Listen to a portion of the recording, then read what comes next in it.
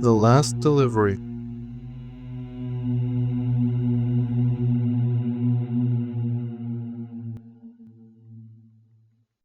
I had been delivering pizzas for 2 years.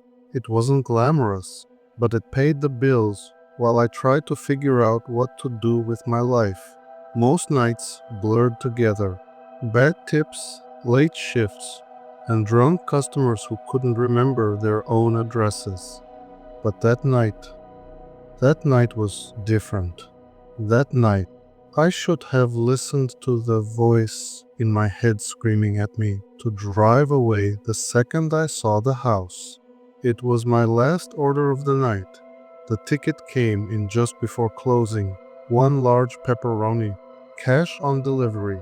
The address was way out on the edge of town, past the old industrial district, where the street lights stopped and the shadows began. I almost turned it down. The drive was long, and the roads were poorly marked, but the promise of a big cash tip was tempting. I told myself it would be worth it. I was wrong. The GPS led me to a dirt road lined with dead trees, their gnarled branches clawing at the sky.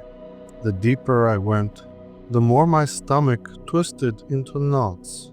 There were no streetlights, no signs of life, just an endless stretch of darkness broken only by the faint glow of my headlights. The air felt heavier out here, like the night itself was pressing down on me. I rolled up the windows, trying to shut out the oppressive silence, but it didn't help. The quiet was worse. Finally, I reached the end of the road. There, standing in the pale moonlight, was the house. It was massive, 3 stories tall with rotting wooden walls and windows that stared out like hollow eyes. No cars in the driveway, no lights inside, just waiting. The sight of it made my skin crawl. It wasn't just the decay or the eerie stillness. It was the way the house seemed to loom over me, as if it were alive and aware of my presence. I parked at the edge of the driveway, keeping the engine running. My hands gripped the steering wheel, knuckles white. Something about this place felt wrong, like it was watching me. But money was money, and I needed it. I grabbed the pizza and stepped out of the car, the cold night air biting at my skin. The front door was slightly open, just enough to be inviting. "Hello," I called, my voice trembling. No answer. I knocked, the sound echoing unnaturally in the stillness. The door creaked open a little more. Still no response. Screw it, I was leaving. I turned to go, but then a voice, low, rasping, called from inside. "Call me in." I froze. My gut screamed no, but my feet moved forward as if pulled by some unseen force. I stepped inside, the door creaking shut behind me. The air was thick and damp, smelling of rot and something else. Something metallic, like blood. The walls were lined with old, peeling wallpaper, and the floorboards groaned under my weight. My flashlight flickered, casting long, jagged shadows that danced across the walls. "Pizza's here," I called again, my voice barely above a whisper. Silence. Then the door slammed shut behind me. I spun around, my heart pounding in my chest. I grabbed the handle and yanked locked. My breath came in short, panicked gasps. No. No, no, no. A deep groan rumbled through the house, vibrating in my bones. The walls seemed to shift, the floor beneath me swelling and pulsing, like it was breathing. The shadows stretched too far, and then they moved. Something peeled itself from the walls.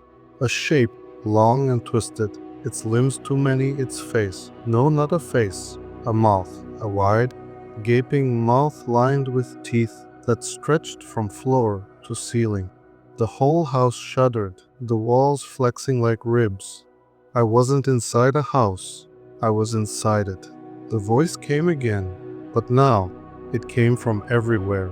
From the floors, the ceilings, the walls that closed in around me. Stay, eat. I dropped the pizza and I ran. The hallway stretched, growing longer as I sprinted.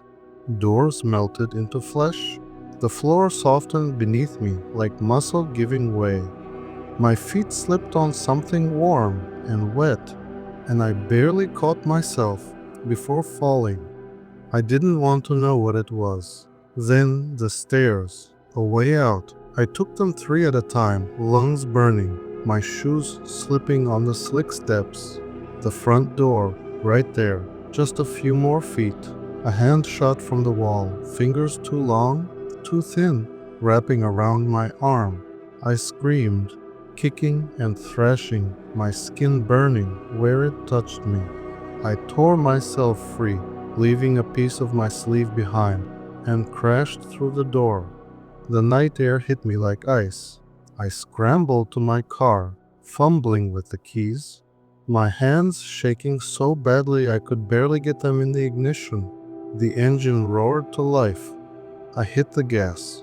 In the rearview mirror, the house had changed. The walls caved in, folding, twisting, rising, flesh and bone. A mouth where the roof had been, opening wide, shrieking as I sped away.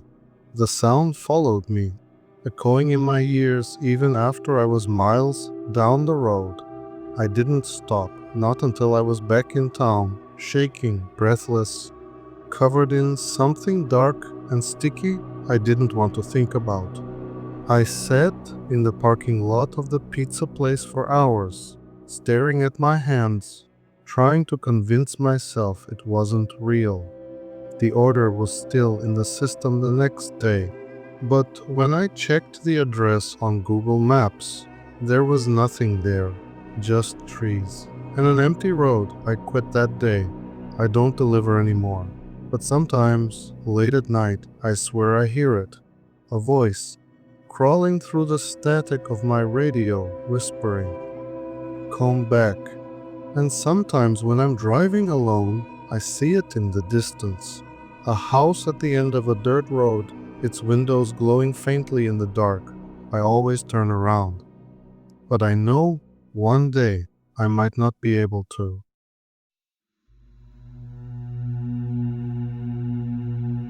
The dead end.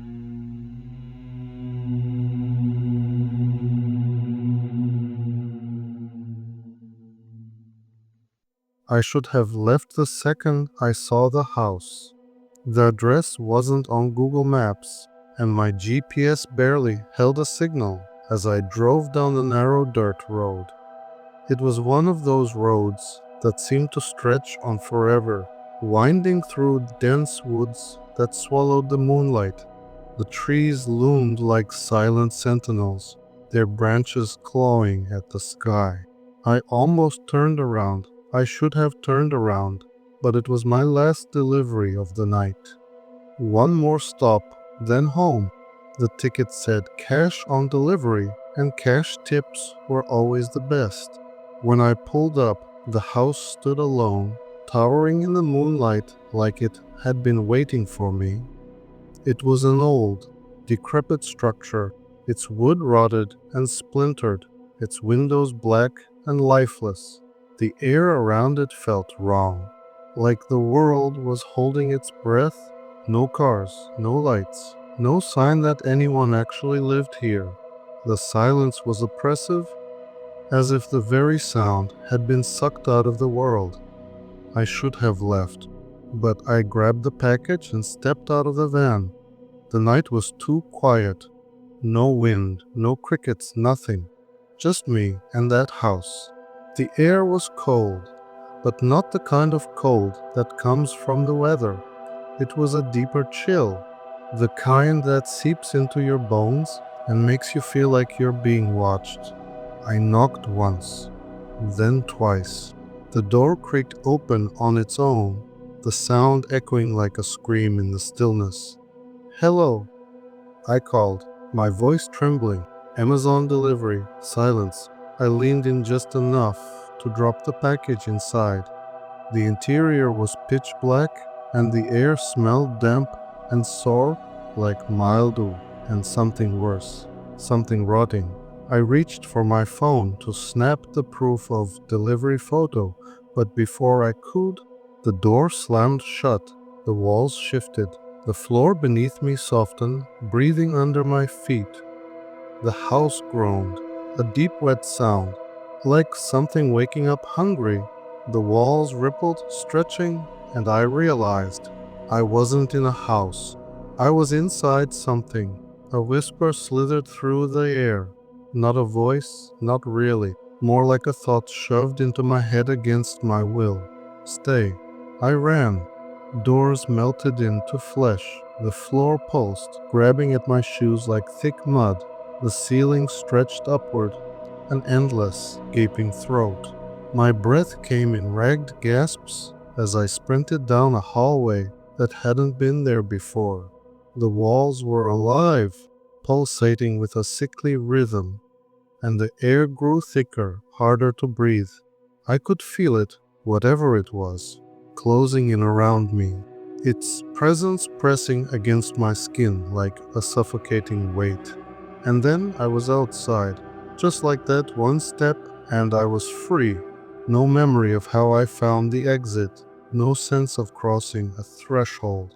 1 second I was inside, the next I was standing in an open field, gasping for air. But something was wrong. The sky was too dark, a heavy, sickly gray, like the color of an old bruise. The air was thick and stale, no wind, no sound. My van was gone. The road was gone. There was nothing but endless, rolling fields of dead grass stretching to the horizon. No buildings, no trees, no people, no way back. I walked for hours, then for days. The sun never moved. My phone wouldn't turn on. My stomach twisted with hunger. My throat burned with thirst. But there was nothing to eat, nothing to drink. No animals, no rivers, no food. Just the silence pressing against my skull, heavier with each passing moment. At some point, I collapsed. My legs refused to move. My lips were cracked, my hands shaking. I knew I wouldn't last much longer. I thought about going back into it. Maybe it would let me leave. Maybe it wouldn't. But I couldn't do it. I couldn't face it again. So instead, I pulled a crumpled receipt from my pocket, took the pen clipped to my shirt, and started writing. If you find this, please tell my family I love them. Tell them I tried to make it home. Tell them I didn't just disappear. My name is Daniel Carter. I was a delivery driver for Amazon. And if I'm right, I'm already dead.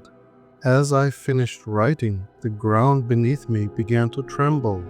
The dead grass withered and turned to ash, and the sky darkened further, as if the world itself was unraveling.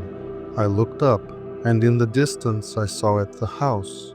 It was closer now, its silhouette looming against the gray horizon. The door was open, waiting.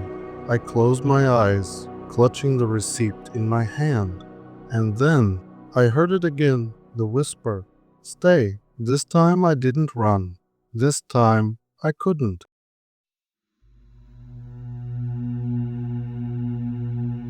The house that moved.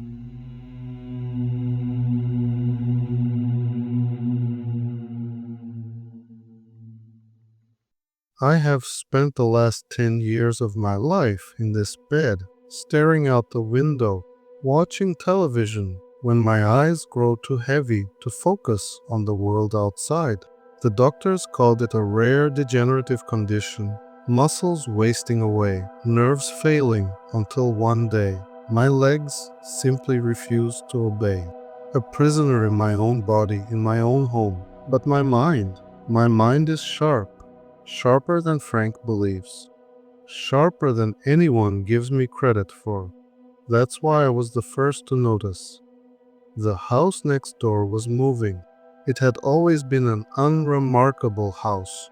White paint peeling at the edges, blue shutters faded by years of sun. A lawn that had once been meticulously kept but now grew wild and untamed. The Johnsons had lived there for as long as I could remember, but after they moved out, suddenly, without warning, their furniture gone in a single night, the place stood empty, silent, forgotten, until it wasn't. At first, I thought it was my eyes playing tricks on me. The way the light slanted through the trees in the late afternoon, casting long, shifting shadows, or maybe the pain medication messing with my vision. But then, one morning, I woke up and knew the house was closer. Not by much, just a foot, maybe two, just enough that if I hadn't spent every waking moment staring at it, I might have doubted myself. I told Frank, my husband, my caretaker, the only person left in my life who hadn't given up on me. He's a practical man, broad-shouldered, steady-handed, the kind of man who believes in what he can see and touch. He said, "Houses don't move, Ellie," adjusting my blankets with that same patient sigh he'd perfected over the years. Maybe someone bought it. Maybe they're doing renovations. Then where are the workers? I demanded, my voice thin but insistent. Where are the trucks, the tools, the people? Frank just smiled, that infuriating, gentle smile, and kissed my forehead. "You've been cooped up too long. I'll bring you some tea." And so I kept watching. Every night, while Frank snored softly beside me, I lay awake, my fingers clutching the sheets, my eyes fixed on that damned house. And every morning it was closer. Not by much, just enough. Then came the sounds, a groan low and deep, like the timbers of an old ship straining against the tide. A creak long and drawn out, the kind of sound that settles in your bones and stays there.